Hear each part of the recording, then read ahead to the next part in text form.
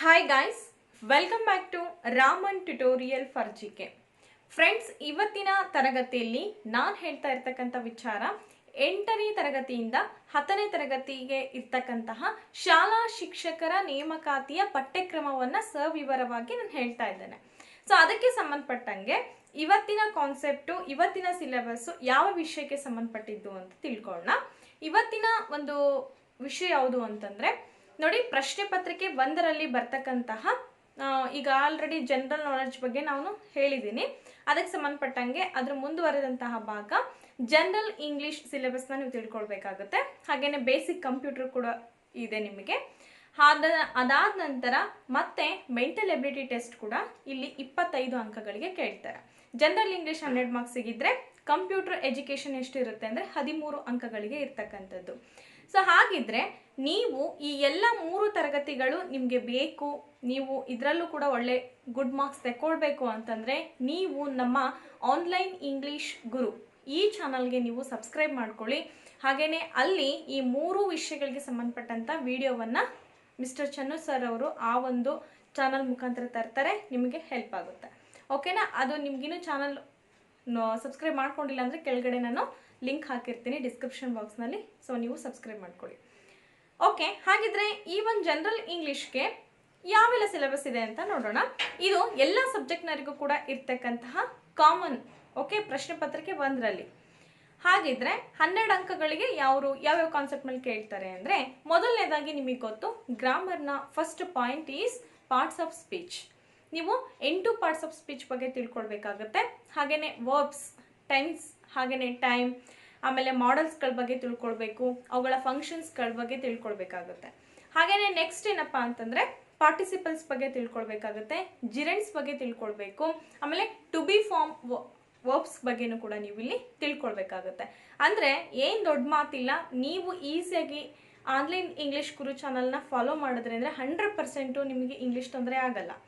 ಅದಕ್ಕೆ ಸಂಬಂಧಪಟ್ಟಂಗೆ ನೆಕ್ಸ್ಟ್ ಇನ್ನೂ ಇದೆ ಏನು ಅಂತಂದರೆ ಫೈನೈಟ್ ಆ್ಯಂಡ್ ಇನ್ಫೈನೈಟ್ ವರ್ಬ್ಸ್ಗಳ ಬಗ್ಗೆನೂ ಕೂಡ ತಿಳ್ಕೊಳ್ಬೇಕು. ಆರ್ಟಿಕಲ್ಸ್ ಆ್ಯಂಡ್ ಅದರ ಯೂಸೇಜನ್ನು ಯಾವ ರೀತಿಯಾಗಿ ಆರ್ಟಿಕಲ್ಸ್ ಮಾಡ್ತಾರೆ ಅಂತಕ್ಕಂಥದ್ದನ್ನು ತಿಳ್ಕೊಳ್ಬೇಕು. ಆಮೇಲೆ ಕೊಲೊಕೇಶನ್ಸ್ಗಳ ಬಗ್ಗೆನೂ ಕೂಡ ತಿಳ್ಕೊಳ್ಬೇಕಾಗುತ್ತೆ. ನೆಕ್ಸ್ಟ್ ಏನಪ್ಪ ಅಂದರೆ ಪ್ರೊನೌನ್ಸಿಯೇಷನ್, ಹಾಗೆಯೇ ನೇಚರ್ ಆಫ್ ಸೌಂಡ್ಸ್, ಓವೆಲ್ಸ್, ಹಾಗೆಯೇ ಕಾನ್ಸೋನೆಂಟ್ಸು, ಸ್ಟ್ರೆಸ್ಸಿಂಗ್ ವರ್ಡ್ಸು, ಇಂಟೋನೇಷನ್ಸು, ಇವುಗಳ ಬಗ್ಗೆ ಬೇಸಿಕ್ ನಾಲೆಜನ್ನು ನೀವು ತಿಳ್ಕೊಳ್ಬೇಕಾಗುತ್ತೆ. ಆಮೇಲೆ ಈಗ ಟೈಪ್ಸ್ ಆಫ್ ಸಿಂಟೆಕ್ಸ್ಗಳ ಬಗ್ಗೆ, ಆಮೇಲೆ ಕೊಹೆಸಿವ್ ಡಿವೈಸಸ್, ಡೈರೆಕ್ಟ್ ಕೊಹೆಸಿವ್ ಬಗ್ಗೆನೂ ಕೂಡ ನೀವು ತಿಳ್ಕೊಳ್ಬೇಕು. ನೆಕ್ಸ್ಟ್ ಇನ್ನೊಂದು ಮುಖ್ಯವಾದಂಥ ಕಾನ್ಸೆಪ್ಟ್ ಯಾವುದು ಈ ಗ್ರಾಮರ್ನಲ್ಲಿ ಅಂತಂದರೆ ಫಿಗರ್ ಆಫ್ ಸ್ಪೀಚ್, ಆಮೇಲೆ ಸೆಂಟೆನ್ಸಸ್ ಟ್ರಾನ್ಸ್ಫಾರ್ಮೇಷನ್ಸ್ಗಳ ಬಗ್ಗೆ ತಿಳ್ಕೊಳ್ಬೇಕು. ನೆಕ್ಸ್ಟ್ ಡಿಗ್ರೀಸ್ ಆಫ್ ಕಂಪ್ಯಾರಿಸನ್, ಹಾಗೆಯೇ active and passive voice, direct indirect ಸ್ಪೀಚಸ್ಗಳ ಬಗ್ಗೆ ಅಲ್ವಾ. ನೆಕ್ಸ್ಟ್ ಟೈಪ್ಸ್ ಆಫ್ ಸೆಂಟೆನ್ಸಸ್, ಈಗ 7 ಟೈಪ್ಸ್ ಇದ್ದಾವೆ. ಸೊ ಫಾರ್ ಎಕ್ಸಾಂಪಲ್ ಏನು ಅಂತಂದರೆ ಇಲ್ಲಿ ರಿಪೋರ್ಟೆಡ್ ಸ್ಪೀಚು, ಆಮೇಲೆ ಸಿಂಪಲ್ ಟು ಕಾಂಪ್ಲೆಕ್ಸ್ ಸೆಂಟೆನ್ಸು, ಆಮೇಲೆ ಕಾಂಪೌಂಡ್ ಸೆಂಟೆನ್ಸಸ್ಗಳ ಬಗ್ಗೆ ನೀವು ತಿಳ್ಕೊಳ್ಬೇಕಾಗುತ್ತೆ. ನೆಕ್ಸ್ಟ್ ಇನ್ನು ಏನು ಅಂದರೆ rules of paragraph writing. Okay, next punctual ಮಾರ್ಕ್ಸ್ಗಳ ಬಗ್ಗೆನೂ ತಿಳ್ಕೊಳ್ಬೇಕು. ಆಮೇಲೆ ಎರರ್ ಲೊಕೇಶನ್ ಕರೆಕ್ಷನ್, ಈಗ ಎಡಿಟ್ ಪ್ಯಾರಾಗ್ರಾಫ್ ರೈಟಿಂಗ್ ಇರುತ್ತಲ್ಲ, ಸೊ ಅಲ್ಲಿ ಆ ಪ್ಯಾರಾಗ್ರಾಫ್ನಲ್ಲಿ ಏನು ರಾಂಗ್ ಆಗಿದೆ ಅದನ್ನು ನೀವು ಕಂಡುಹಿಡ್ಬಿಟ್ಟು ಅದನ್ನು ಕರೆಕ್ಷನ್ ಮಾಡ್ಕೊಳ್ಬೇಕಾಗುತ್ತೆ. ಆಮೇಲೆ ಮೋಸ್ಟ್ ಇಂಪಾರ್ಟೆಂಟ್ ಅಂತಂದರೆ ಇಲ್ಲಿ ಇಡಿಯಮ್ಸ್ ಆ್ಯಂಡ್ ಫ್ರೇಸಸ್ಗಳ ಬಗ್ಗೆ ತಿಳ್ಕೊಳ್ಬೇಕು, ಕ್ಲಾಸಸ್ ಬಗ್ಗೆ ನೀವು ತಿಳ್ಕೊಳ್ಬೇಕು. ನೆಕ್ಸ್ಟ್ ಇದಿಷ್ಟು ಏನಪ್ಪ ಅಂತಂದರೆ ಜನರಲ್ ಇಂಗ್ಲೀಷ್ಗೆ ಸಂಬಂಧಪಟ್ಟಿದ್ದು ಎಲ್ಲ ಒಂದು ವಿಷಯಗಳು ಶಿಕ್ಷಕರಿಗೆ, ಎಲ್ಲ ವಿಷಯ ಶಿಕ್ಷಕರಿಗೆ ಸಂಬಂಧಪಟ್ಟಿದ್ದು. ಓಕೆ, ಇದು 12 ಅಂಕಗಳಿಗಿರುತ್ತೆ ಅಂತ ನಾನು ಹೇಳಿದೆ.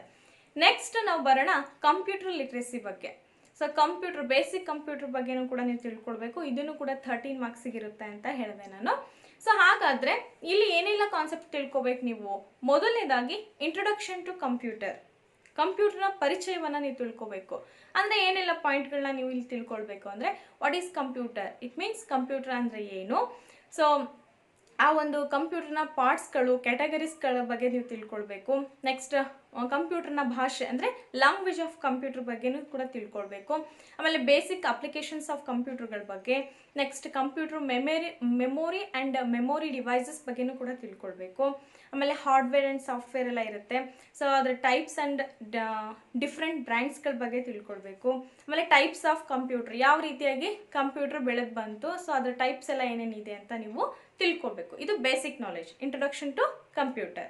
ನೆಕ್ಸ್ಟ್ ಎರಡನೇ ಪಾಯಿಂಟ್ ಏನಂದರೆ ಇಂಟ್ರೊಡಕ್ಷನ್ ಟು ಆಪ್ರೇಟಿಂಗ್ ಸಿಸ್ಟಮ್ಸ್. ಈಗ ಕಂಪ್ಯೂಟರ್ ಅಂತ ಅಂದ ತಕ್ಷಣ ಆಪ್ರೇಟಿಂಗ್ ಸಿಸ್ಟಮ್ಸ್ ಎಲ್ಲ ಇರುತ್ತೆ. ಸೊ ಆ ಒಂದು ಆಪ್ರೇಟಿಂಗ್ ಸಿಸ್ಟಮ್ ಬಗ್ಗೆ ತಿಳ್ಕೊಳ್ಬೇಕು. ಮೊದಲನೇದಾಗಿ ಅದರಲ್ಲಿ ಬರ್ತಕ್ಕಂಥ ಮೊದಲನೇ ಪಾಯಿಂಟ್ ಏನು ಅಂದರೆ ಆಪ್ರೇಟಿಂಗ್ ಸಿಸ್ಟಮ್ ಅಂದರೆ ಏನು.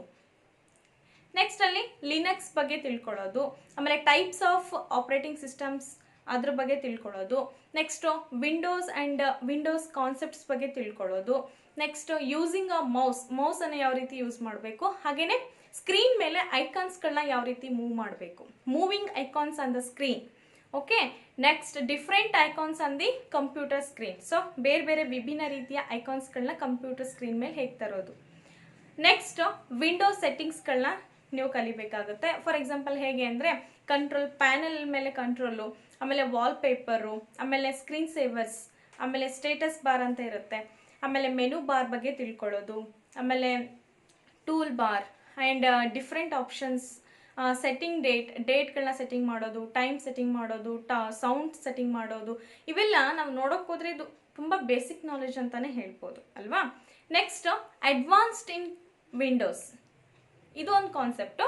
ಸೊ ಇದರಲ್ಲಿ ಏನೆಲ್ಲ ತಿಳ್ಕೊಳ್ಬೇಕು ಅಂದರೆ ನೀವು using right bottom of the mouse ಅಲ್ವಾ. ನೆಕ್ಸ್ಟ್ ಕ್ರಿಯೇಟಿಂಗ್ ಶಾರ್ಟ್ಕಟ್ಸ್ನ ಹೇಗೆ ಕ್ರಿಯೇಟ್ ಮಾಡೋದು. Next basics of Windows setup, Windows ಸೆಟಪ್ಪನ್ನು ಒಂದು ಬೇಸಿಕ್ ಮಾಹಿತಿನ ತಿಳ್ಕೊಳ್ಳೋದು. ನೆಕ್ಸ್ಟ್ ನಾವು third one is application softwares ಅಂತೇಳಿ ಬರುತ್ತೆ, ನಿಮಗೆ ಗೊತ್ತಿದೆ ಸಾಫ್ಟ್ವೇರ್ಗಳ ಬಗ್ಗೆ. ಸೊ ಇಲ್ಲಿ ನಾವು ತಿಳ್ಕೊಳ್ಬೇಕಾಗಿರೋದು different types of application softwares ಇದ್ದಾವೆ, ಸಾಕಷ್ಟು ವಿಭಿನ್ನ ರೀತಿಯಾದಂಥ ಅಪ್ಲಿಕೇಶನ್ ಸಾಫ್ಟ್ವೇರ್ಸ್ ಇದ್ದಾವೆ. ಮೊದಲನೇದಾಗಿ MS ಆಫೀಸ್ ಬಗ್ಗೆ. ಸೊ ಇದ್ರ ಕಂಪ್ಲೀಟ್ ಮಾಹಿತಿನ ನೀವು ತಿಳ್ಕೊಳ್ಬೇಕಾಗುತ್ತೆ. ಹಾಗಾದರೆ ಈ MS ಆಫೀಸಲ್ಲಿ ಏನೇನು ಬರುತ್ತೆ, ಡಾಕ್ಯುಮೆಂಟ್ ಸೆಟ್ಟಿಂಗ್ ಯಾವ ರೀತಿ ಮಾಡಬೇಕು, ಟೂಲ್ ಬಾರ್ ಬಗ್ಗೆ ತಿಳ್ಕೊಳ್ಬೇಕು, ಮೆನು ಬಾರ್, ಆಮೇಲೆ ಸಾರ್ಟಿಂಗ್, ಪೇಜ್ ಲೇಔಟ್ ಆಪ್ಷನ್ಸ್ಗಳ ಬಗ್ಗೆ, ಹಾಗೆಯೇ ಕಟ್ ಆ್ಯಂಡ್ ಪೇಸ್ಟ್ ಇರುತ್ತೆ ನೋಡಿ, cut and copy and paste ನಾವು ಮೊಬೈಲಲ್ಲೂ ಕೂಡ ಮಾಡ್ತೀವಿ. ಆಮೇಲೆ ಅಂಡು ರೀಡು ಬಗ್ಗೆ, ಸೇವ್ ಆಪ್ಷನ್ಸ್ಗಳ ಬಗ್ಗೆ ತಿಳ್ಕೊಳ್ಬೇಕು. ಆಮೇಲೆ ಡಿಫ್ರೆಂಟ್ ಕೀ ಶಾರ್ಟ್ಕಟ್ಸ್ ಇನ್ ಕೀಬೋರ್ಡ್, ಅವು ಯಾವ ಎಲ್ಲ ಮಾಹಿತಿನ ತಿಳ್ಕೊಳ್ಬೇಕು. ನೆಕ್ಸ್ಟ್ MS ಪವರ್ ಪಾಯಿಂಟ್ ಕೂಡ ಬರುತ್ತೆ. ಸೊ ಇಲ್ಲಿ ಸ್ಲೈಡ್ಸ್ಗಳನ್ನ ರೆಡಿ ಮಾಡೋದು, ಅವುಗಳನ್ನ ಡಿಸೈನ್ ಮಾಡೋದು, ಆಮೇಲೆ ಎನಿಮೇಷನ್ಸ್ಗಳನ್ನ ಕ್ರಿಯೇಟ್ ಮಾಡೋದು, ಆಮೇಲೆ ಸ್ಲೈಡ್ ಶೋ ಯಾವ ರೀತಿ ನಾವು ತೋರಿಸ್ಬೇಕು, ಆಮೇಲೆ ಡಿಫ್ರೆಂಟ್ ಅಪ್ಲಿಕೇಶನ್ಸ್ಗಳನ್ನ ಯಾವ ರೀತಿ ಕ್ರಿಯೇಟ್ ಮಾಡಬೇಕು, ಇದು ಎಲ್ಲಿ ಬರುತ್ತೆ ಅಂದರೆ MS PowerPoint. Okay, next ಇದರಲ್ಲೇ ಡಿಫ್ರೆಂಟ್ ಸಾಫ್ಟ್ವೇರಲ್ಲೇ ಇನ್ನೊಂದು ಬರುತ್ತೆ MS ಎಕ್ಸೆಲ್ ಅಂತೇಳಿ. ಸೊ MS ಎಕ್ಸೆಲಲ್ಲಿ simple mathematical formulas used in Excel. So ಇಲ್ಲಿ ಮ್ಯಾಥಮೆಟಿಕಲ್ ಪ್ರಾಬ್ಲಮ್ಸ್ಗಳನ್ನ ಇಲ್ಲಿ ಇದು ಮಾಡೋದು. ನೆಕ್ಸ್ಟ್ ಏನಪ್ಪ ಅಂದರೆ ಫಾರ್ಮೆಟಿಂಗ್ ಶೀಟ್ಗಳನ್ನ ರೆಡಿ ಮಾಡೋದು, ಮರ್ಜ್ ಸೆಲ್ಸ್, ಆಮೇಲೆ ರ್ಯಾಪಿಂಗ್, ಆಮೇಲೆ ಚಾರ್ಟು, ಆಮೇಲೆ ಪೈ ಚಾರ್ಟ್ ರೆಡಿ ಮಾಡೋದು, ಬಾರ್ ಚಾರ್ಟ್ ರೆಡಿ ಮಾಡೋದು, ಲೈನ್ ಚಾರ್ಟ್ಸ್ಗಳನ್ನ ರೆಡಿ ಮಾಡೋದು, ಆಮೇಲೆ ಪ್ರಿಂಟ್ ರಿವ್ಯೂ ಮಾಡೋದು, ಈ ಥರ ಸೆಟ್ಟಿಂಗ್ಸ್ಗಳನ್ನ ನೀವು ಮಾಡಬೇಕಾಗುತ್ತೆ. ನೆಕ್ಸ್ಟು MS ಪೇಂಟ್ ಅಂತೇಳಿ ಬರುತ್ತೆ, ಇನ್ನೊಂದು ಡಿಫ್ರೆಂಟ್ ಟೈಪು. ಸೊ ಇಲ್ಲಿ applications and different tools in paint program ಬಗ್ಗೆ ನೀವು ಕಂಪ್ಲೀಟಾಗಿ ತಿಳ್ಕೊಳ್ಬೇಕಾಗುತ್ತೆ. ಸೊ ಇದು ಏನೋ ಹೇಳ್ತಿದ್ದೀನಿ ಅಂತ ಅನ್ಕೋಬೇಡಿ, ಇದು ಕಂಪ್ಯೂಟರ್ನ ಬೇಸಿಕ್ ಮಾಹಿತಿ. ಎಲ್ಲ ಬೇಸಿಕ್ ಮಾಹಿತಿಗಳು ಆಲ್ರೆಡಿ ರೆಡಿ ಇದೆ, ವಿತ್ PDF ಕೂಡ ನಿಮಗೆ ನಾವು ಪ್ರೊವೈಡ್ ಮಾಡೋದಕ್ಕೆ ಸಿದ್ಧವಾಗಿದ್ದೀವಿ. ಸೊ ಅದನ್ನು ನೀವೆಲ್ಲಿ ತೊಗೊಳ್ಬೇಕು ಅಂತಂದರೆ ನಮ್ಮ ಆನ್ಲೈನ್ ಇಂಗ್ಲೀಷ್ ಗುರು ಚಾನಲಲ್ಲಿ ತೊಗೊಳ್ಬೇಕಾಗುತ್ತೆ. ಹಾಗೆಯೇ ನಾನು ಟೆಲಿಗ್ರಾಮ್ ಗ್ರೂಪ್ನು ಕೂಡ ಅದರ ಲಿಂಕನ್ನು ಕೂಡ ಡಿಸ್ಕ್ರಿಪ್ಷನಲ್ಲಿ ಹಾಕಿರ್ತೀನಿ, ಇಂಟ್ರೆಸ್ಟ್ ಇದ್ದರೋದಕ್ಕೂ ಕೂಡ ನೀವು ಜಾಯ್ನ್ ಆಗ್ಬೋದು. ನೆಕ್ಸ್ಟ್ ನಾವು ಫೋರ್ತ್ ಇಂಪಾರ್ಟೆಂಟ್ ಪಾಯಿಂಟಿಗೆ ಬರೋಣ. ಇಂಟರ್ನೆಟ್ ಅಪ್ಲಿಕೇಶನ್ಸ್ಗಳ ಬಗ್ಗೆ ನಾವು ತಿಳ್ಕೊಳ್ಬೇಕು. ಹೇಗೆ ಅಂತಂದರೆ ಬ್ರೀಫ್ ಹಿಸ್ಟ್ರಿ ಆಫ್ ಇಂಟರ್ನೆಟಿನ ಒಂದು ಹಿಸ್ಟ್ರಿಯನ್ನು ತಿಳ್ಕೊಳ್ಬೇಕು. ಆಮೇಲೆ ನಾವು information about URLs and ISPs ಬಗ್ಗೆ ತಿಳ್ಕೊಳ್ಬೇಕು, ವೆಬ್ ಪೇಜ್ ಬಗ್ಗೆ, ಆಮೇಲೆ ವೆಬ್ ಲಿಂಕ್ಸ್ ಬಗ್ಗೆ, LAN, WAN, WW ಈ ರೀತಿ ಇರುತ್ತೆ ನೋಡಿ ವೆಬ್ಸೈಟ್ಗಳೆಲ್ಲ. ಸೊ ಅದು ಸರ್ಚ್ ಇಂಜಿನ್ಸ್ಗಳ ಬಗ್ಗೆ ನಾವು ತಿಳ್ಕೊಳ್ಬೇಕು. Next creating email IDs. ಸೊ ಇಮೇಲ್ IDsಗಳನ್ನ ನಾವು ಯಾವ ರೀತಿ ಕ್ರಿಯೇಟ್ ಮಾಡಬೇಕು, ಆಮೇಲೆ ಮೇಲನ್ನು ಯಾವ ರೀತಿ ಕಳಿಸ್ಬೇಕು, ಅಟ್ಯಾಚಿಂಗ್ ಫೈಲ್ಸನ್ನು ಒಂದ್ರ ಜೊತೆ ಒಂದು ಹೇಗೆ ಅಟ್ಯಾಚ್ ಮಾಡಬೇಕು, ಕಾಂಪೋಸಿಂಗ್ ಹೇಗೆ ಮಾಡಬೇಕು, ಡೌನ್ಲೋಡಿಂಗು, ಆಮೇಲೆ ವೀವಿಂಗ್ ಮೇಲ್ಸ್ ಬಂದಿರೋಂಥ ಮೇಲ್ಗಳನ್ನ ಯಾವ ರೀತಿ ನೋಡಬೇಕು, ಆಮೇಲೆ ಕ್ರಿಯೇಟಿಂಗ್ ಫೋಲ್ಡರ್ಸ್. ಸೊ ಇಷ್ಟು ಮಾಹಿತಿಗಳನ್ನ ನೀವು ತಿಳ್ಕೊಳ್ಳೋದು ಎಲ್ಲಿ ಅಂದರೆ ಇಂಟರ್ನೆಟ್ ಅಪ್ಲಿಕೇಶನ್ಸಲ್ಲಿ. ನೆಕ್ಸ್ಟು ನುಡಿ ಸಾಫ್ಟ್ವೇರ್. ಸೊ ನುಡಿ ಸಾಫ್ಟ್ವೇರ್ ಅಂತಂದರೆ ಗೊತ್ತು ನಿಮಗೆ, ನುಡಿ ಬರಹ. ಸೊ ಇದನ್ನು ಕೂಡ ಒಂದು ಅಪ್ಲಿಕೇಶನ್ ಆಗಿರೋದ್ರಿಂದ ಇದನ್ನು ನೀವು ತಿಳ್ಕೊಳ್ಬೇಕಾಗತ್ತೆ. ಇದ್ರ ಬಗ್ಗೆ ಬ್ರೀಫ್ ಇನ್ಫಾರ್ಮೇಷನ್ನ ತಿಳ್ಕೊಬೇಕು. ಆಮೇಲೆ ಯೂನಿಕೋಡ್ ಫಾಂಟ್ ಸೈಜ್ ಬಗ್ಗೆ, ಆಮೇಲೆ ಸ್ಕ್ರಾಲ್ ಲಾಕ್ ಆಪ್ಷನ್ಸ್ ಬಗ್ಗೆ, ಸಿಂಗಲ್ ಲ್ಯಾಂಗ್ವೇಜ್, ಆಮೇಲೆ ಸ್ಟ್ಯಾಂಡರ್ಡ್ ಫಾಂಟ್ಸ್ಗಳ ಬಗ್ಗೆ, ಆಮೇಲೆ ಟ್ರೂ ಟೈಪ್ಸ್ ಆಫ್ ಫಾಂಟ್ಸ್ಗಳ ಬಗ್ಗೆನೂ ಇದರಲ್ಲಿ ತಿಳ್ಕೊಳ್ಬೇಕು. ಆಮೇಲೆ ಇದೊಂದು ಕನ್ನಡ ಸಾಫ್ಟ್ವೇರ್ ಆಗಿರೋದ್ರಿಂದ ಇದು ಕಂಪ್ಲೀಟಾಗಿ ನೀವು ತಿಳ್ಕೊಳ್ಬೇಕು. ನುಡಿ ಸಾಫ್ಟ್ವೇರ್ ಇದೊಂದು ಕಾನ್ಸೆಪ್ಟೇ ಇದೆ ನಿಮಗೆ.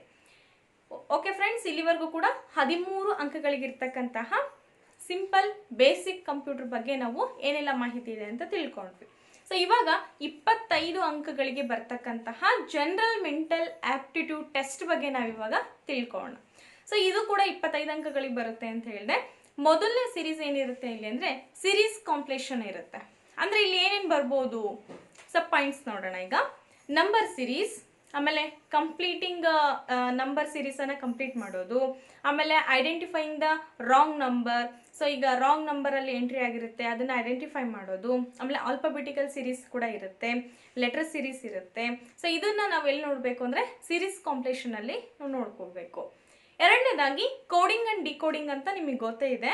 ಸೊ ಯಾರ್ಯಾರು ಹೈಸ್ಕೂಲಿಗೆ ಆಮೇಲೆ ಬೇರೆ IAS KSಗೆ ಯಾರು ಪ್ರಿಪೇರ್ ಆಗ್ತಾ ಇರ್ತೀರಲ್ಲ, ಡೆಫಿನೆಟ್ಲಿ ನಿಮಗೆ ಸ್ವಲ್ಪ ಮೆಂಟಲ್ ಎಬಿಲಿಟಿ ಬಗ್ಗೆ ನಾಲೆಜ್ ಇದ್ದೇ ಇರುತ್ತೆ. ಸೊ ನಾವು ಕೂಡ ಸಾಕಷ್ಟು ಪ್ರಯತ್ನವನ್ನು ತರ್ತೇವೆ. ಕೋಡಿಂಗ್ ಡಿಕೋಡಿಂಗ್ ಬಗ್ಗೆ ತಿಳ್ಕೊಳ್ಳೋದು ಬಹಳನೇ ಮುಖ್ಯ. ಲೆಟರ್ ಕೋಡಿಂಗ್ ಬಗ್ಗೆ ತಿಳ್ಕೊಳ್ಬೇಕು, ನಂಬರ್ ಕೋಡಿಂಗ್ ಬಗ್ಗೆ, ಆಮೇಲೆ ಸಬ್ಸ್ಟಿಟ್ಯೂಷನ್, ಆಮೇಲೆ ಮಿಕ್ಸ್ಡ್ ಲೆಟರ್ ಕೋಡಿಂಗ್ ಇರುತ್ತೆ, ಆಮೇಲೆ ಮಿಕ್ಸ್ಡ್ ನಂಬರ್ ಕೋಡಿಂಗ್ ಇರುತ್ತೆ. ಓಕೆ, ಇದು ಕೋಡಿಂಗ್ ಆ್ಯಂಡ್ ಡಿಕೋಡಿಂಗ್ ಸಂಬಂಧಪಟ್ಟಿದ್ದು. ನೆಕ್ಸ್ಟು ಬ್ಲಡ್ ರಿಲೇಷನ್ ಗೊತ್ತು ನಿಮಗೆ ಅಲ್ವಾ. ರಿಲೇಷನ್ ಪಝಲ್ಸ್ ಇರುತ್ತೆ, ಸಾಕಷ್ಟು ಪ್ರಶ್ನೆಗಳು ಉದ್ಭವ ಆಗಿರುತ್ತೆ, ಕೇಳಿದ್ದೀರಾ ನೀವು. ಆಮೇಲೆ ಕೋಡೆಡ್ ರಿಲೇಷನ್ಸ್, ಯಾವ ರೀತಿಯಾಗಿ ಒಂದಕ್ಕೊಂದು ಸಂಬಂಧ ಇರುತ್ತೆ, ಗೊತ್ತಾಯ್ತಾ. ಇದು ನೆಕ್ಸ್ಟು 4ನೇದಾಗಿ ಡೈರೆಕ್ಷನ್ ಸೆನ್ಸ್ ಟೆಸ್ಟ್. ಇದು ದಿಕ್ಕುಗಳ ಒಂದು ಪರಿಚಯವನ್ನು ಮಾಡ್ಕೊಳ್ಳೋದು. ಹೇಗೆ ಅಂತಂದರೆ ಯಾವ ಆ್ಯಂಗಲ್ನಲ್ಲಿ ಕೇಳ್ತಾರೆ ಅವರು ಅಂದರೆ situations on angles or direction. Okay, ಆಮೇಲೆ ಸಿಚುಯೇಷನ್ಸ್ ಅಂದ Pythagoras theory. So Pythagoras theory ಬಗ್ಗೆನೂ ಕೂಡ ಅಲ್ಲಿ ಸಿಚುಯೇಷನ್ಸ್ ಕ್ರಿಯೇಟ್ ಆಗಿರ್ತವೆ. ನಂತರ ಏನಪ್ಪ ಅಂದರೆ ರ್ಯಾಂಕಿಂಗ್ ಇನ್ ಅ ರೋ, ಆಮೇಲೆ ಕಾಲಮ್, ಈ ರೀತಿಯಾದಂಥ ಅಲ್ಲಿ ಟೆಸ್ಟ್ಗಳನ್ನು ಕೇಳಲಾಗುತ್ತೆ. 5ನೇದಾಗಿ logical Venn diagrams. So logical test ಕೂಡ ಇರುತ್ತೆ. ಏನಂತಂದರೆ ವೆನ್ ಡಯಾಗ್ರಾಮ್ಸನ್ನು ಕೂಡ ಕೊಟ್ಟಿರ್ತಾರೆ. ವೆನ್ ಡಯಾಗ್ರಾಮ್ಸ್ ನಿಮಗೆಲ್ಲ ಗೊತ್ತಿದೆ ಅಲ್ವಾ. ಇಂಟರ್ಸೆಕ್ಟಿಂಗ್ ಫಿಗರ್ಸ್ ಕೂಡ ಇರುತ್ತೆ. 6th one alphabet test. So alphabet test ಅಂತಂದರೆ ಇಲ್ಲಿ ಆಲ್ಫಾಬೆಟಿಕಲ್ ಆರ್ಡರ್ ಆಫ್ ವರ್ಡ್ಸ್ ಇರುತ್ತೆ. ಲೆಟ್ರು ಅದು ಆಲ್ಫಾಬೆಟಿಕಲ್ ವರ್ಡ್ಸಿಗೆ ಸಂಬಂಧಪಟ್ಟಂಗೆ ಲೆಟರ್ ಪ್ರಾಬ್ಲಮ್ಸ್ ಇರುತ್ತೆ, ವರ್ಡ್ ಪ್ರಾಬ್ಲಮ್ಸ್ ಇರುತ್ತೆ. ಓಕೆ, ನೆಕ್ಸ್ಟ್ 7th ಒನ್ ಇಲ್ಲಿ ಏನಪ್ಪ ಅಂದರೆ mathematical operations and arithmetical reasoning. ಇದಕ್ಕೆ ಸಂಬಂಧಪಟ್ಟಂಗೂ ಕೂಡ ಇರುತ್ತೆ. ಈಗ ಫಾರ್ ಎಕ್ಸಾಂಪಲ್ ನೀವು ನೋಡಿರ್ಬೋದು ಏಜಿಗೆ ಸಂಬಂಧಪಟ್ಟಂಥ ಪ್ರಾಬ್ಲಮ್ಸ್ಗಳಾಗಿರ್ಬೋದು. ನೆಕ್ಸ್ಟ್ ವೆನ್ ಡಯಾಗ್ರಾಮ್ಸಿಗೆ ಸಂಬಂಧಪಟ್ಟಂಗೆ ಪ್ರಾಬ್ಲಮ್ಸ್ ಇರುತ್ತೆ.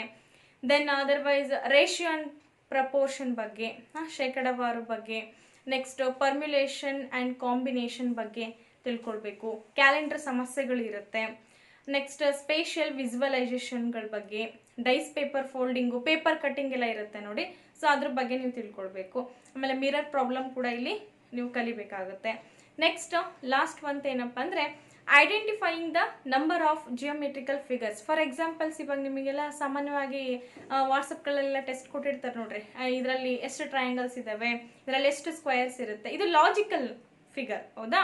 ನೆಕ್ಸ್ಟ್ ರೆಕ್ಟ್ಯಾಂಗಲ್ಸ್ಗಳನ್ನ ನೀವು ಫೈಂಡ್ ಔಟ್ ಮಾಡೋದು. Next 11th one is analysis test ಇರುತ್ತೆ. ನಂಬರ್ಸ್ ವರ್ಡ್ ಕೋಡ್ ಇರುತ್ತೆ. ಸೊ ಇದು ಅನಾಲಿಸಿ ಟೆಸ್ಟ್ ಅಂತೇಳಿ ಹೇಳ್ತೀವಿ. 12th one is inserting missing character. Okay, for example numbers in figures and their relationship. So ಇದು ಗೊತ್ತಾಗಿರ್ಬೋದು ನಿಮಗೆ. ಮಿಸ್ಸಿಂಗ್ ಕ್ಯಾರೆಕ್ಟರ್ ಬಗ್ಗೆ ಅಥವಾ ಮಿಸ್ಸಿಂಗ್ ನಂಬರ್ಸ್ ಬಗ್ಗೆ ಅಥವಾ ಮಿಸ್ಸಿಂಗ್ ಫಿಗರ್ಸ್ ಬಗ್ಗೆ, ಅದರ ರಿಲೇಷನ್ಶಿಪ್ ಬಗ್ಗೆನೂ ಕೂಡ ನೀವಿಲ್ಲಿ ತಿಳ್ಕೊಳ್ಬೇಕಾಗುತ್ತೆ. ಕೊನೆಯದಾಗಿ ಲಾಜಿಕಲ್ ರೀಸನಿಂಗ್ ಬಗ್ಗೆನೂ ಕೂಡ ನೀವಿಲ್ಲಿ ತಿಳ್ಕೊಳ್ಬೇಕಾಗುತ್ತೆ. ಓಕೆ ಫ್ರೆಂಡ್ಸ್, ಹಾಗಿದ್ರೆ ಇವತ್ತು ನಾನು 50 ಅಂಕಗಳಿಗೆ ಬರ್ತಕ್ಕಂಥ general English, and basic computer and 25 marks ಬರ್ತಕ್ಕಂಥ ಮೆಂಟಲ್ ಎಬಿಲಿಟಿ ಬಗ್ಗೆ ಸಂಕ್ಷಿಪ್ತವಾದಂಥ ಮಾಹಿತಿಯನ್ನು ಕೊಟ್ಟಿದ್ದೇನೆ. ಈ 3 ವಿಷಯಗಳಿಗೆ ಮತ್ತೊಮ್ಮೆ ಹೇಳ್ತಾ ಇದ್ದೀನಿ, ಆನ್ಲೈನ್ ಇಂಗ್ಲೀಷ್ ಗುರು ಚಾನಲ್ ಮೇಲೆ ವಿಡಿಯೋಗಳು ಪ್ರಸಾರ ಆಗುತ್ತೆ. ಅದು ನಾಳೆಯಿಂದನೇ ಪ್ರಸಾರ ಆಗುತ್ತೆ, ಯಾರು ಕೂಡ ಮಿಸ್ ಮಾಡ್ಕೋಬೇಡಿ. ಓಕೆ, ಈ ನಮ್ಮ ಚಾನಲ್ ಮೇಲೆ ನಾನು ಯಥಾಸ್ಥಿತಿಯಲ್ಲಿ ಸೈನ್ಸ್ ಹಾಗೆಯೇ ಸೋಷಲ್ ಸೈನ್ಸ್ ವಿಡಿಯೋಗಳನ್ನ ತರೋದಕ್ಕೆ ನಾನು ಡೈಲಿ ಪ್ರಯತ್ನವನ್ನು ಮಾಡ್ತೇನೆ. ಸೊ ನಿಮ್ಮ ಸಪೋರ್ಟ್ ನಮಗಿರಲಿ. Thanks for watching. ಬಾಯ್.